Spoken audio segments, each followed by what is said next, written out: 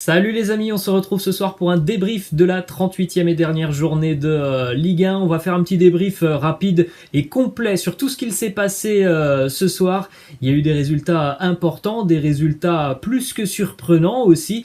Donc on va parler un petit peu de tout ça. Ça change évidemment des débriefs traditionnels où on se focalise sur un seul match. Ce soir, c'est l'opportunité pour évoquer tout ce qu'il s'est passé en Ligue 1. C'est évidemment le multiplex qui permet de pouvoir faire ce genre de vidéo avec les 10 matchs qui débutent à la même heure. C'est donc tout naturellement qu'on va parler un petit peu de tout ce qu'il s'est passé ce soir en Ligue 1 et on va donc démarrer avec le titre de champion de France pour les Dogs. Lille, champion de France 10 ans après le dernier titre des Lillois il y a 10 ans. C'était la bande à Rudy Garcia qui avait remporté le titre de champion de France avec notamment Eden Hazard qui était encore sur le terrain avec les Dogs. 10 ans plus tard, c'est la bande à Christophe Galtier qui remporte le titre de champion de France. D'ailleurs, bravo au coach Galtier qui, dans l'après-midi, a été élu meilleur entraîneur de Ligue 1. Belle récompense pour lui et pour tout son groupe qui ont montré une régularité vraiment quasiment sans faille cette année en Ligue 1. Les Dogs ont été impressionnants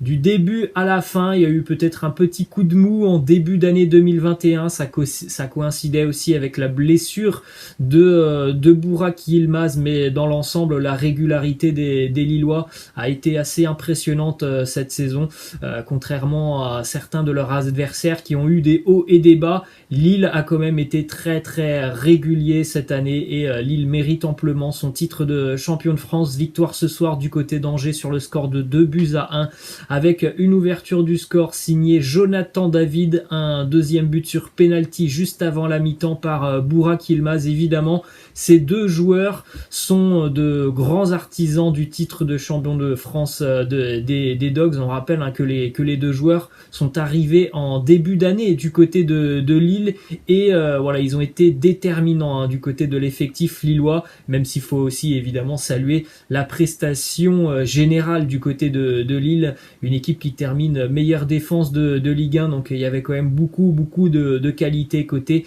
des Dogs. On enchaîne avec la victoire du Paris Saint-Germain. On le savait, le PSG n'avait pas son destin en main à l'aube de cette 38e journée de Ligue 1, mais Paris a quand même fait le boulot ce soir du côté de Francis Leblay face à Brest qui jouait sa survie en Ligue 1. Paris ouvre le score juste avant la mi-temps à la suite d'un corner tiré par André Di Maria. Le ballon va être contré par Romain Fèvre qui était quelques mètres devant le poteau de corner. Donc au final, c'est quasiment un corner rentrant pour André Di Maria, même si le but ne lui sera pas accordé.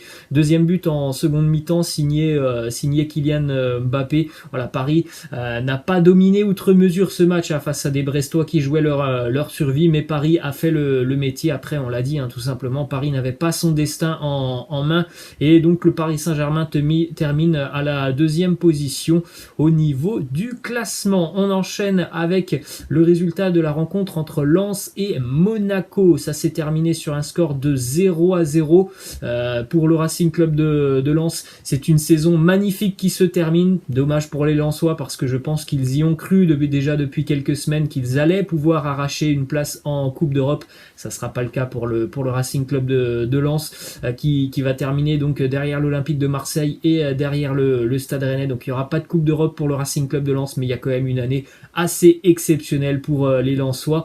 Cette saison, en ce qui concerne l'AS Monaco, c'est un point précieux pour les Monégasques ce soir qui leur permet donc de valider complètement leur objectif qui était annoncé déjà depuis quelques semaines maintenant, étant donné que l'objectif de l'Europa League était validé depuis quelques semaines. Et bien Monaco voulait voir plus haut et Monaco ira plus haut. L'ASM est qualifié en Champions League.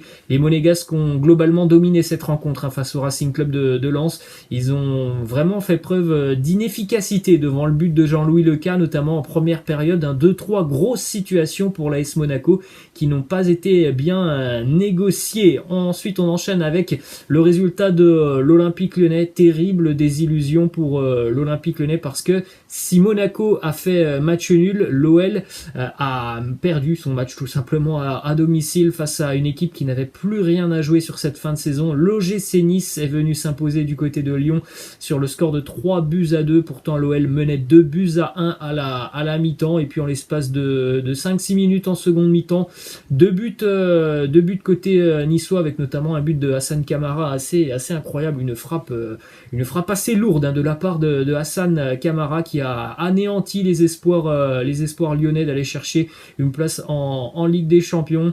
Au final, c'est à l'image de la seconde partie de saison de l'OL, beaucoup trop de sautes de concentration sur certains matchs. Encore ce soir, on a eu des attitudes vraiment surprenantes du côté de l'Olympique lyonnais, notamment sur la seconde mi-temps, où l'OL menait donc 2 buts à 1 et s'est écroulé en début de seconde mi-temps, et on n'a pas vraiment vu une grosse réaction de la part des Gaunes.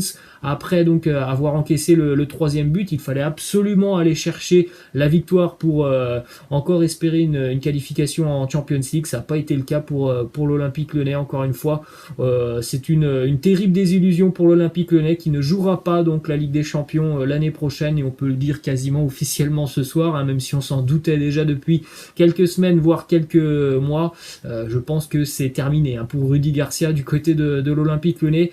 Terminer cette saison de cette manière sur la 38e journée, avec une défaite face à Nice, alors que dans le même temps Monaco ne s'est pas imposé.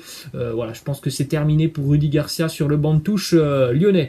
Ensuite, en ce qui concerne la course à l'Europa League, donc on en a parlé, Lens ne sera pas en Coupe d'Europe l'année prochaine.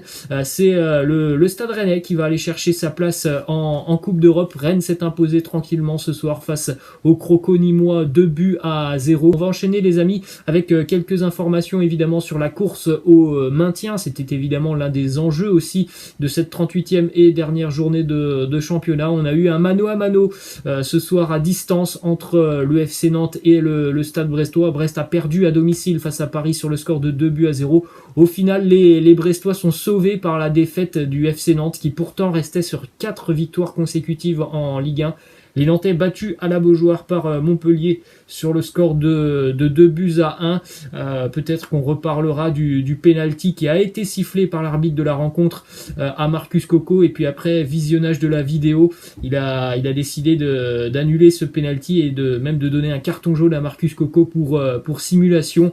Moi personnellement, j'ai revu de nombreuses fois les ralentis, et sincèrement, même avec l'aide des ralentis, de la vidéo et des zooms, je n'arrive pas à me faire une idée sur ce penalty de Marcus Coco. Est-ce qu'il y a penalty ou non? En tout cas, ce que l'on sait, c'est que Nantes a perdu à domicile, alors qu'il ne fallait qu'un point pour les Nantais pour se sauver. Donc le FC Nantes jouera le barrage face à l'équipe qui a terminé 3e en Ligue 2. Nantes-Toulouse, match aller, ça sera jeudi du côté de Toulouse, et puis match retour à la Beaujoire, ça sera dimanche. Voilà les amis, je pense qu'on a fait le tour des faits marquants de cette soirée en Ligue 1. Il y a évidemment d'autres résultats dont on n'a pas parlé, mais c'était globalement des matchs sans enjeu. Voilà les amis, la fin de ce petit débrief de la 38e et dernière journée du championnat. J'espère que ça vous a plu. Je vous laisse et je vous dis à demain pour l'After Zap Image, où on reparlera évidemment de la Liga. On parlera aussi évidemment de la Première Ligue et de la Serie A. Les amis, je vous laisse et je vous dis à demain. Ciao.